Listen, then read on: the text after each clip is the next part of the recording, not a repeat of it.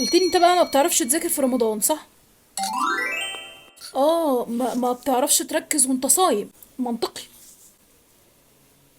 تحس ان انت دايخ والمعلومات مش بتثبت طول ما انت صايم. كلام جميل منطقي. بس انت شكلك ما تعرفنيش، صح؟ تعال. شهر رمضان الفريضة اللي ربنا شرعها لنا لمدة 30 يوم طول حياتك، مستحيل يكون ربنا حطها في الأرض علشان تضرك. أكيد عدم مذاكرتك لمدة 30 يوم أو عدم تركيزك في شغلك أو عدم تركيزك في الحاجة اللي أنت المفروض بتعملها لمدة 30 يوم متواصلة ده أكيد شيء مؤذي. خلينا كده متفقين إن ربنا سبحانه وتعالى مستحيل يكون عامل حاجة عشان تأذيك. الصيام له تأثير إيجابي على صحة الجسم عموما بشكل عام وصحة المخ تحديدا بشكل خاص. دراسات الأطباء والعلماء كلهم أثبتوا إن الصيام ده في حد ذاته يخلي الجسم يستغل كل الطاقة المتخزنة الموجودة فيه وما يحتاجش طاقة موجودة من بره. علشان كده كفاءة الجسم أثناء الصيام بتكون ضعفين أكتر من كفاءة الجسم قبل الصيام أو في الحالة العادية. فبالتبعية المفروض نشاط الجسم أدام كبير بالشكل الكبير ده، إذا التركيز هيكون أكبر من الحالة العادية.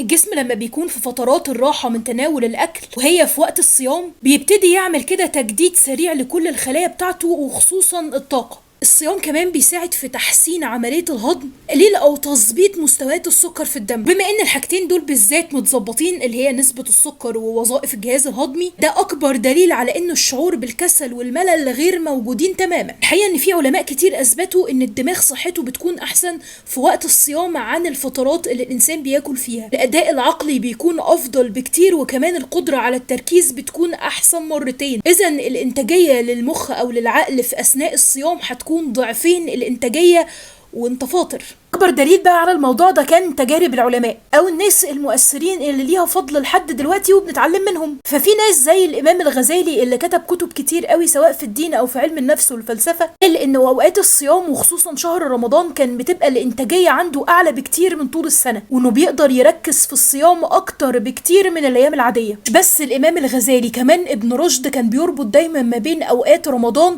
وما بين زياده الانتاج العقلي عنده. عندك ابن سينا اللي كتب كتاب قانون الطب اصلا في شهر رمضان.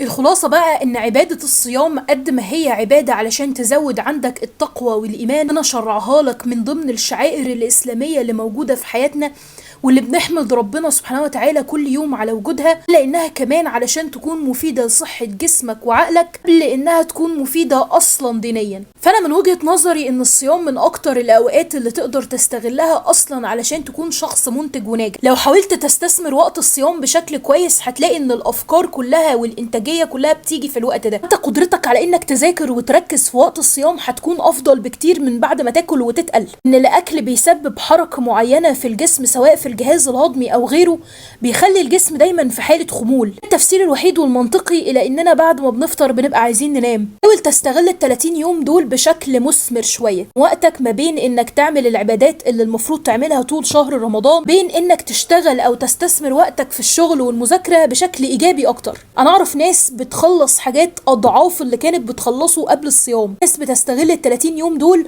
وبقية الناس هي عارفة انها مريحة وناس كتير ما بتنتجش عشان تعمل اضعاف اللي هم بيعملوه. فبعد الشهر ده نتقابل وانا سابقاك ب100 خطوة. ما تخليش شيطان نفسك يأثر عليك وحاول تستثمر وقتك بشكل ايجابي. بين المرة اللي فاتت مفيش غير واحد بس هو اللي قدر يطلع الحاجتين اللي كانوا موجودين او اللي انا سألت عليهم في نهاية الفيديو، فالمرة دي الموضوع ابسط شوية. حاجة المفروض انها ظهرت في الفيديو مرة واحدة بس وما اتكررتش تاني. عرفتوا ايه هي؟ برضو بعتولنا على الدي ام في المكان التاني عشان في الحلقة الجاية اسم الفايز يظهر زي النهاردة كده، واخر الشهر هيكون معانا فايز واحد بس كده. سلام.